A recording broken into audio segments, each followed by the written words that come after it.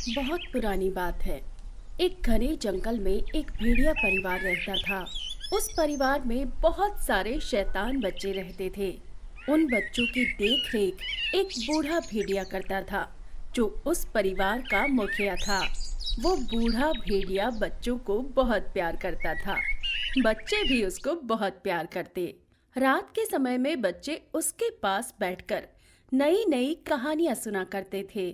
बूढ़ा भेड़िया बच्चों को कहानी सुनाकर बहुत खुश होता था। बच्चे रात में कहानी सुनकर सो जाते और दिन भर खूब खेला करते थे। दिन में घर के नौजवान भेड़िए खाने की तलाश में बाहर चले जाते थे। उस समय बूढ़ा भेड़िया बच्चों का खास ख्याल रखता था, क्योंकि उसके परिवार से कुछ दूरी पर एक शेर रहता था। वो हमेशा बच्चों को खाने की तलाश में रहता था। भेड़िया परिवार उस शेर से बहुत सतर्क रहता था। कुछ नौजवान भेड़िए हमेशा परिवार की सुरक्षा के लिए आसपास गश्त लगाते थे। एक दिन जब सारे भेड़िए खाना खाकर सो रहे थे, अचानक जोर जोर से बिजली कड़कने की आवाजें आने लगी। उसके साथ ही जोर की बारिश और आंधी चलने लगी। पहले तो सभी भेड़ियों को ये एक आम बात लगी। फिर अचानक से जंगल के सन्नाटे में भयानक आवाजें सुनकर सभी भेड़िए चौकन्ने हो गए। ये उसी शेर के गुर्राने की आवाजें थी। वो जोर जोर से गुर्रा रहा था। बीच बीच में कुछ और शेरों के गुर्राने की आवाजें आने लगी। ये आवाजें धीरे धीरे तेज होती गई। बूढ़े भेड़िए को समझने में देर न लगी कि खतरा धीरे धीरे उसके दरवाजे की तरफ बढ़ रहा है। बच्चे ऐसे माहौल को देखकर डर गए।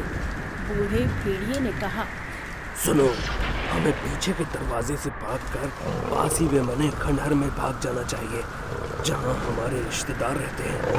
आज रात हमें वहीं रात बितानी चाहिए। ये जगह इस वक्त खतरे से भरी है। एक नौजवान ने प्रश्न किया। परंतु इतनी भयानक रात में और इतने घने जंगल में हमें खतरा हो सकता है। बूढ़े भेड़िए ने जवाब दिया, वहां पहुंचने पर हम सबकी जान बच सकती है, परंतु यहाँ रहे तो निश्चित ही मारे जाएंगे। हमारी संख्या इतनी नहीं है कि हम इतने शेरों का सामना कर सके। जल्दी निकलो यहाँ से, इसी में भलाई है हमारी। मैं सबसे आगे रहूंगा, बच्चे बीच में रहेंगे, फिर पीछे घर के नौजवान सदस्य होंगे।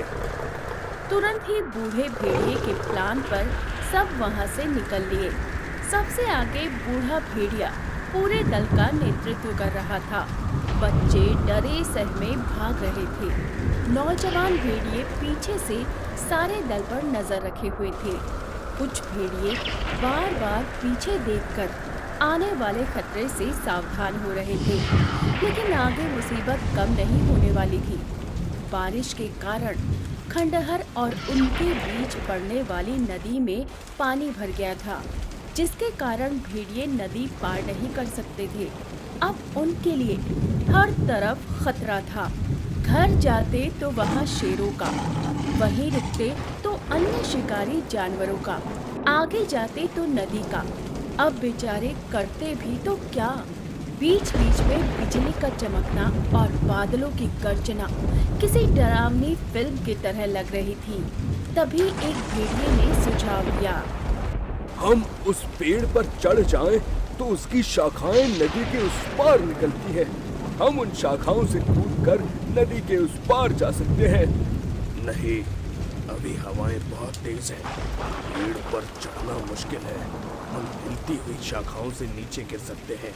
हमें आंधी के थमने का इंतजार करना होगा, तब तक हम इस पेड़ के साए में छुप सकते हैं। भगवान पर भरोसा रखो, सब ठीक हो जाएगा। फिर एक नन्हे भेड़िए ने पूछा, आखिर कब सब ठीक होगा? मैं ठंड से कांप रहा हूँ, मुझे डर भी लग रहा है। शांत बेटा शांत, हम सब साथ हैं, तो डर कैसा, हिम्मत रखो। तभी अचानक से तेज आंधी के कारण एक पेड़ नदी की तरफ गिरता है, जिसका एक सिरा नदी के इस तरफ तो दूसरा सिरा नदी के दूसरी तरफ होता है। नन्हा भेड़िया खुशी से बोला, वो देखो, भगवान ने हमारे लिए पुल बना दिया। तभी अचानक से बिजली चमकती है और उन शेरों का एक झुंड अपनी तरफ आता हुआ उन्हें दिखाई देता है। सभी भेड़िए समझ गए थे कि अब देर हो चुकी है।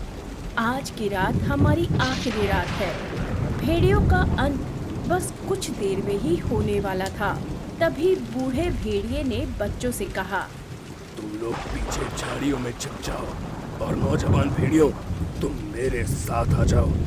हम अपनी आखिरी सांस तक इनसे युद्ध करेंगे, फैसला कुछ भी हो, परंतु हम बिना युद्ध के पराजय नहीं स्वीकार करेंगे। इतना बोलकर बूढ़ा भेड़िया आगे चल दिया। उसको देखकर सभी भेड़िए युद्ध के लिए एक कदम आगे बढ़ गए। शेरों और भेड़ियों में एक खतरनाक युद्ध होने लगा। उस काली रात में ऐसे भयानक युद्ध को देखकर जंगल के सभी पशु पक्षी भयभीत हो गए। भेड़ियों ने अपनी पूरी ताकत से शेरों का सामना किया, पर उन्हें लग गया था कि अब वो ज्यादा देर तक शेरों के सामने टिक नहीं पाएंगे।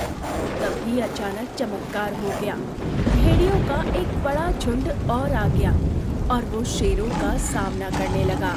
ये देख सभी भेड़िए उत्साह से भर गए और दोगुनी ताकत से युद्ध करने लगे।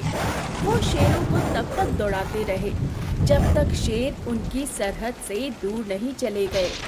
युद्ध समाप्ति के बाद बूढ़ा भेड़िया दूसरे झुंड के मुखिया से बोला, आप लोग यहाँ कैसे?